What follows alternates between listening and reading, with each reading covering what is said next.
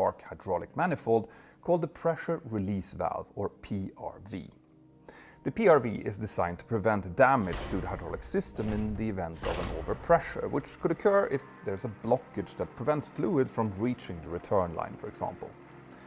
So when the pressure on the service side of the PRV reaches a value that is sufficiently far above the normal system operating pressure, this valve will open, releasing hydraulic. I said this to ITC Premium members, and I also said it on the Welcome Home Ethereum video, that it was fairly valued down here, right? Like, for the first time.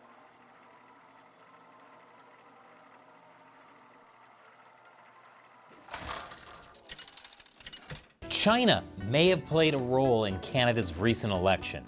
That's not even the worst of it. Welcome to China Uncensored, I'm Chris Chappell. Just a quick reminder, I love reading your comments. So be sure to leave me one, especially one with the honeypot emoji. So Canada has a Chinese influence problem. A lot of it has to do with drugs. Well, the largest fentanyl lab in the world, it was not in China. It was not in Mexico. It was in Vancouver. Now, fortunately, it was closed down last November, but that shows you the Chinese influence in that city. Beijing is also heavily involved with human trafficking and crime syndicates in Canada, much of which somehow ends up connected to fentanyl, because everything is 5 degrees from fentanyl. It's like the Kevin Bacon of illicit narcotics. Here's what Canadian investigative journalist Sam Cooper told us on our China Unscripted podcast. Without any modesty, I've sort of led the world in understanding among journalists that Chinese organized crime, according to the Americans, is running Western Hemisphere money laundering from Vancouver and Toronto. And this is the very complex underground banking system that literally underwrites the Mexican cartels that are running the fentanyl into American cities. Not only is that nefarious for being a criminal drug operation, but it's nefarious for taking criminal drug operation jobs away from Canadians. Stop trying to destroy everyone's manufacturing base, China. If you want to check out more of that podcast with Sam Cooper, I'll add the link below.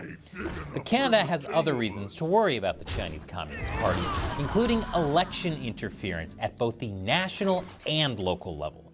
I wouldn't even be surprised if they attempted to sway the votes on Canada's Got Talent. Right before Canadians went to the polls, resulting in Liberal Prime Minister Mark Carney achieving a somewhat surprising victory, Canada's spy service, the Canadian Security Intelligence Service, or CSIS, warned of election threats from China, Russia, India, and Pakistan. And now that the election is over, Canadian security officials say they have in fact uncovered Chinese election interference in this last election. Because Chinese election interference at this point is more prevalent than microplastics. On April 25th, the Globe and Mail newspaper reported that security agencies in the country uncovered 2 campaigns on social media that apparently were guided by the CCP. The newspaper wrote that the first federal election campaign to take place in the artificial intelligence age has featured fake images of party leaders masquerading as news stories, Chinese efforts to shape views about 2 politicians, and online misinformation about voting. Chinese AI has its fingers in everything. All 12 of them.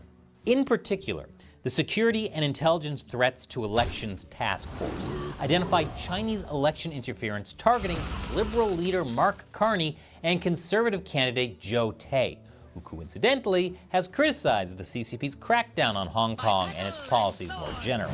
The CCP's first operation used both WeChat and news account Youli Yomian to spread both positive and negative narratives about Carney. Yes, both positive and negative stories. Because China doesn't seem to care if they cancel each other out. They're into election interference for the love of the game. In the case of Tai, he was targeted with disparaging content such as mock wanted posters backed up by an actual bounty on his head, with $130,000 for information leading to his arrest and reportedly $1 million for his actual arrest. In an extra disturbing turn of events, Paul Chiang, a Liberal Party candidate in the elections, even made a disturbing remark in January about the Joe Tai situation.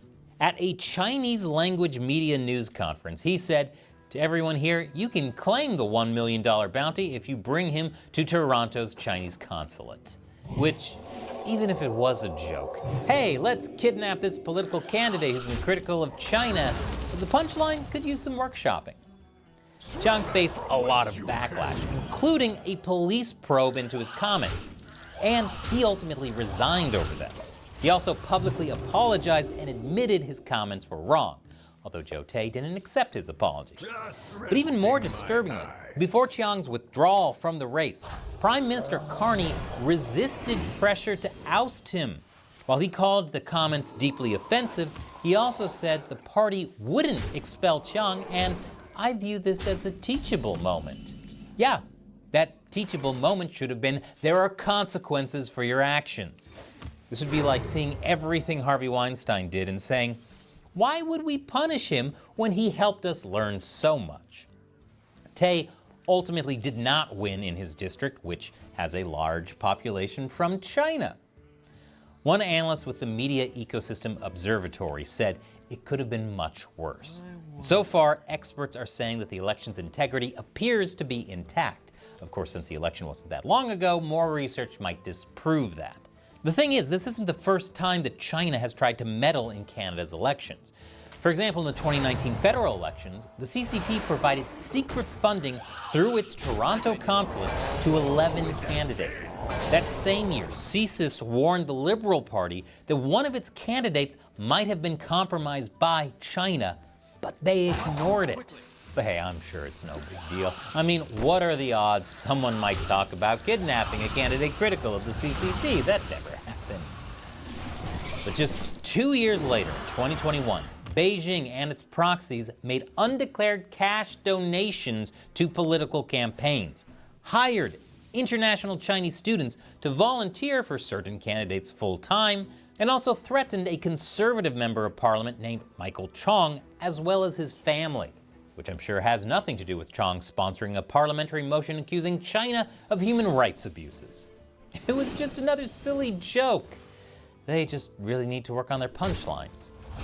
Then, on June 3rd of last year, the country's National Security and Intelligence Committee of parliamentarians released a heavily redacted report outlining even more troubling information. One of the worst instances referenced is a redacted case study in which an unnamed MP is said to have maintained a relationship with a foreign intelligence officer and to have proactively provided the intelligence officer with information provided in confidence. Some Canadians are outraged and are calling for these unnamed officials to be revealed and investigated. But the government refused to release any more information due to national security concerns and the desire not to undermine the due process of any ongoing criminal investigations. I'm sure that won't erode trust in the government. Oh, I'm not being sarcastic. They don't have any trust left to erode, so technically, I'm correct, because you can't subtract from nothing. The report also said that such illegal cooperation between MPs and CCP operatives are unlikely to result in criminal charges. So did any of this affect the outcomes of the 2019 or 2021 elections in Canada?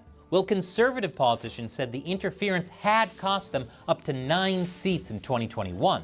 But the Liberal Canadian government panel investigated itself and said that attempted interference did not compromise the results.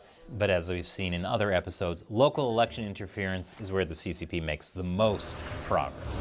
Which means China isn't just trying to influence Canada, it already has influence in the country. Which makes you wonder if Trump's 51st state idea has to do with this. Because whenever you're confused about why Trump is doing something, 9 times out of 10, the answer is China. And the answer for the 10th time is trolls for the lulz.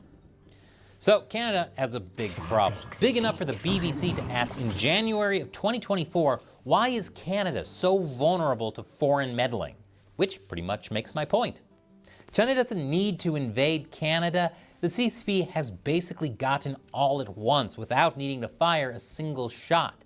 Influence in elections, criminal syndicates, money laundering, all right across a very undefended border with the United States. So instead of worrying about Trump and elbows up, Canada should be more concerned about bending the knee to China. If you want to know more about China's deep influence in Canada, I really recommend you watch this hour-long podcast we did with Sam Cooper. Just click here. Once again, I'm Chris Chappell. See you next time.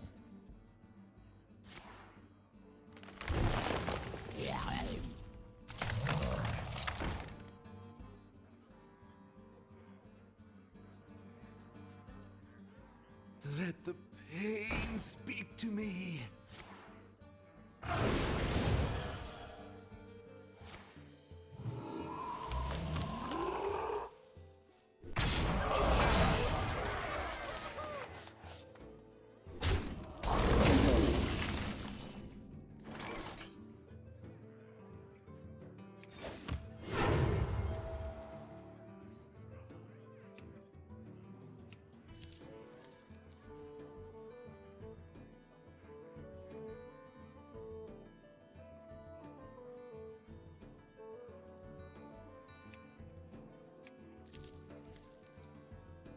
I must consider.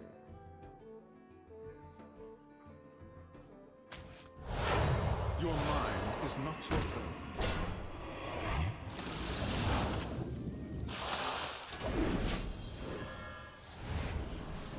Dance, puppet, dance!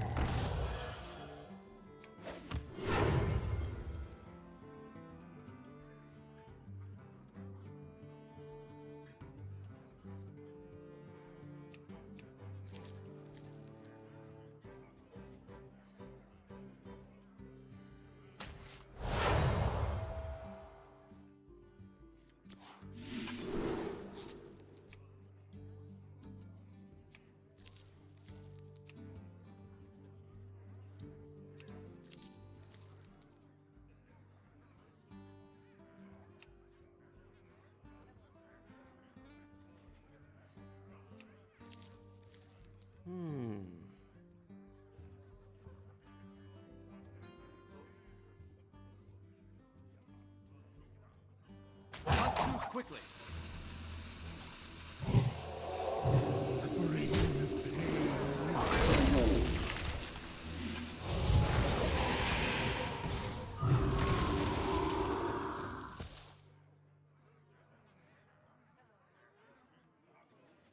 Stay alert, my children.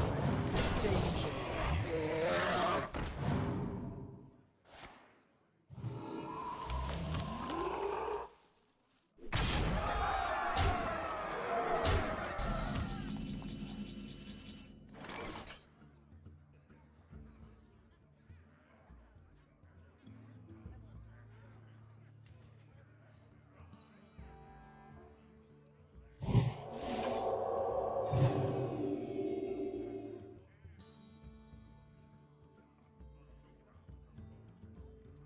Bring the pain. A recurring dream.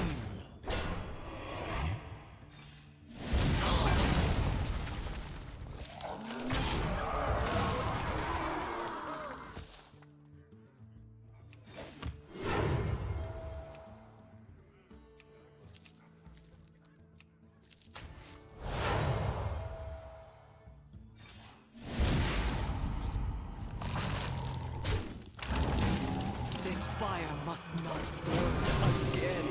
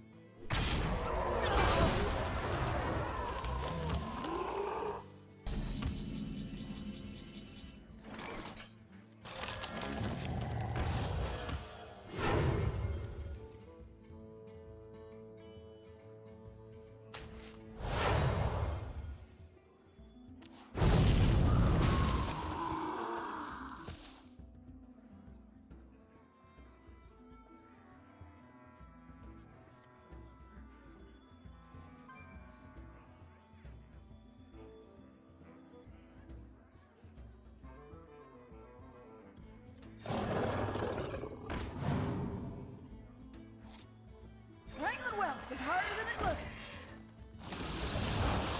Bring the pain, one from many.